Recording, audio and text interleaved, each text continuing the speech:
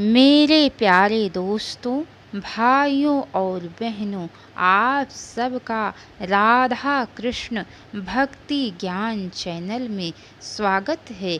आज मैं आप सबको भगवान श्री कृष्ण के अवतार की कथा सुनाने जा रही हूँ, जो कि बड़ी अच्छी और बड़ी रोचक है, जिसके सुनने से मन बड़ा ही प्रसन्न हो जाता है।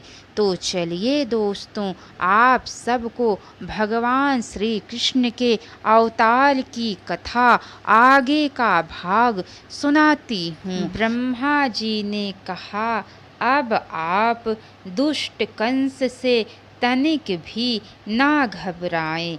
अब वह कुछ ही समय का मेहमान है।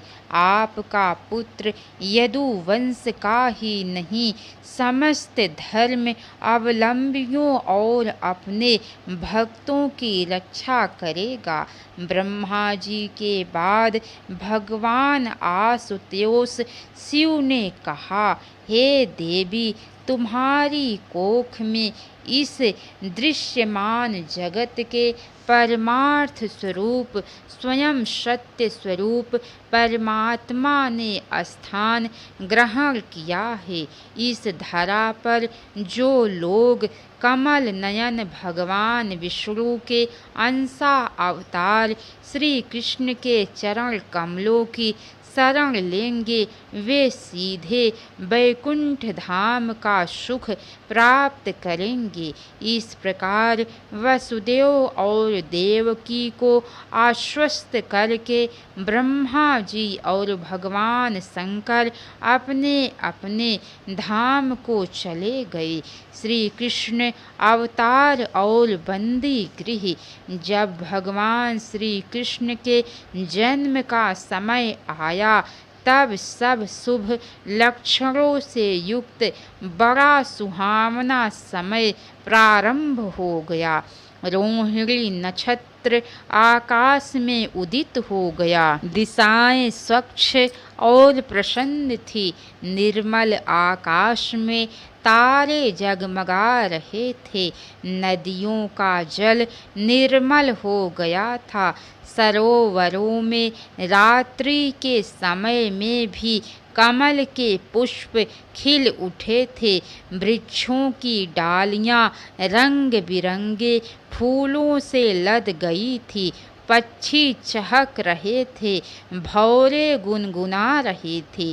पवित्र और शीतल मंद मंद सुगंध वातावरण में व्याप्त हो रही थी। स्वर्ग में देवताओं ने दुदुम्भियां बजानी प्रारंभ कर दी थी। किन्नर और गंधर्व मधुर स्वर में मंगल गान गाने लगे थे। सिद्ध और चरण प्रभु की स्तुति करने लगे थे। बड़े बड़े देवता और ऋषि मुनि सुगंधित पुष्पों की वर्षा करने के लिए आकाश में आ जुटे थे। भाद्रपद मास में कृष्ण पक्ष की अष्टमी को अर्धरात्रि के समय भगवान विष्णु ने देवकी के गर्भ से जन्म लिया। उनके जन्म लेते ही सभी दिशाएं 16 कलाओं से परिपूर्ण चंद्रमा के समान खिल उठी। वसुदेव जी ने देखा कि देवकी के गर्भ से एक अद्भुत बालक ने जन्म लिया है। उसके नेत्र कमल के समान सुंदर और विशाल हैं। उनके वक्ष स्थल पर स्वस्तिक का चिन्ह, उसका वर्ण नीलमणि के समान श्यामल है। उसके बाल घुंघराले हैं। उसके शरीर से सूर्य रश्मियों के समान आभा प्रकट हो रही है।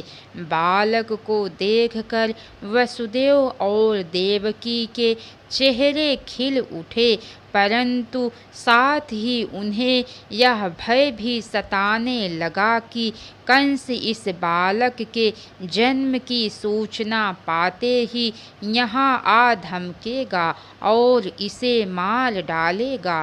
बालक की सुरक्षा के लिए उन्होंने ईश्वर से प्रार्थना की कि हे प्रभु, मेरे इस बालक को दुष्ट कंस से बचाइए। इस बालक के नामकरण के अवसर पर मैं ब्राह्मणों को 10,000 गौवें दान में दूंगा। प्रभु, प्रत्येक जीव में आपका ही अंश विद्यमान है। यह बालक तो साक्षात आपका ही अंश है। आप स्वयं समस्त कर्मों के गुणों और विकारों से रहित हैं, फिर भी आप इस जगत की सृष्टि, स्थिति और प्रलय के आधार हैं। प्रकृति के 3 गुणों सत, रज व तम के आश्रय भी आप हैं। आप तीनों लोकों की रक्षा करने वाले हैं।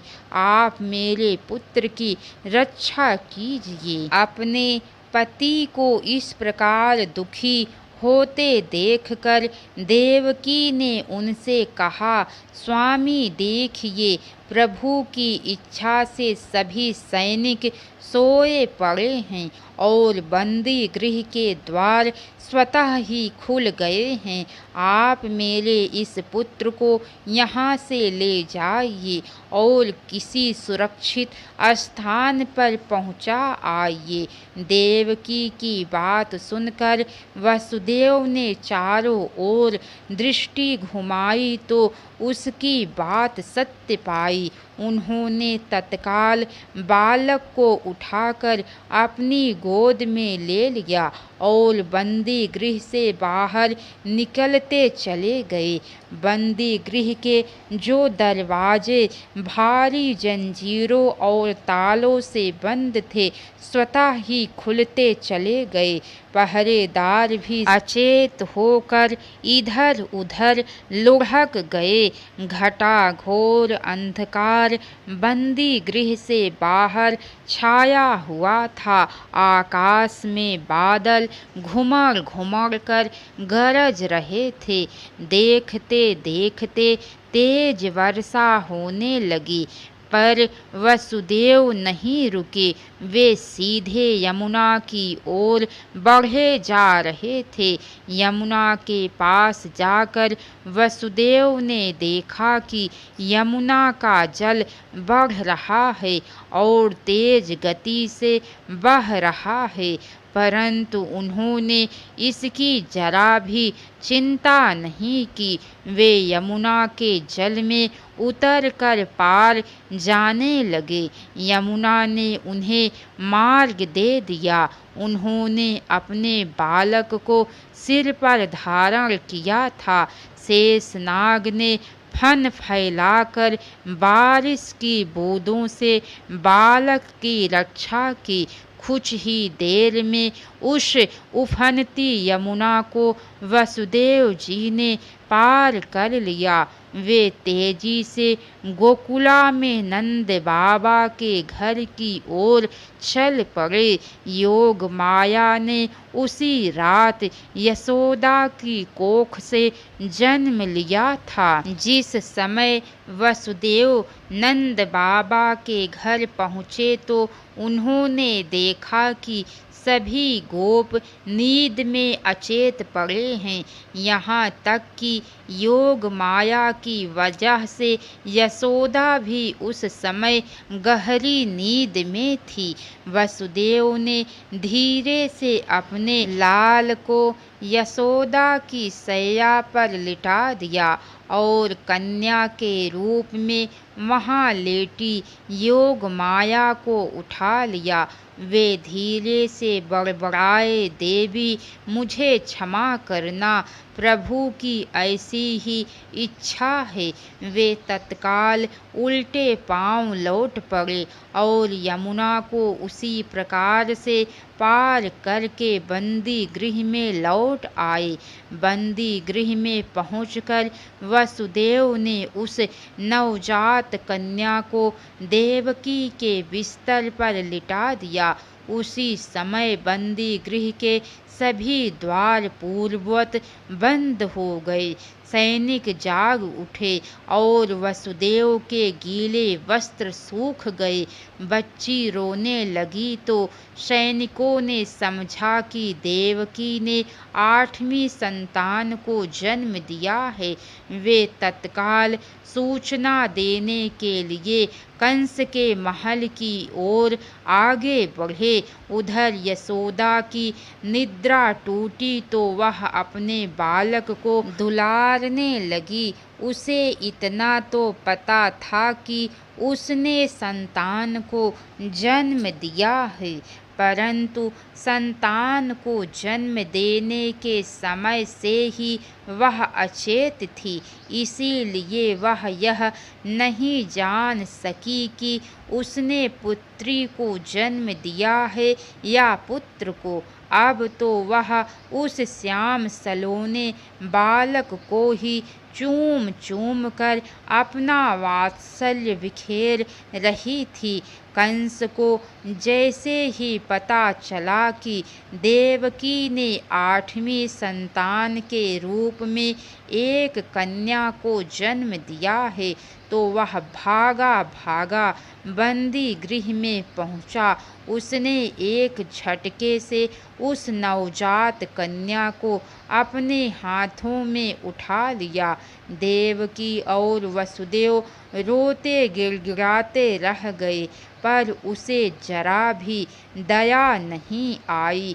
देवकी ने रोते हुए कंस के पैरों में गिरकर कहा, भाई, यह कन्या तो तुम्हारी पुत्री के समान ही है। यह स्त्री जाति की है। तुम्हें इसकी हत्या कदापि नहीं करनी चाहिए।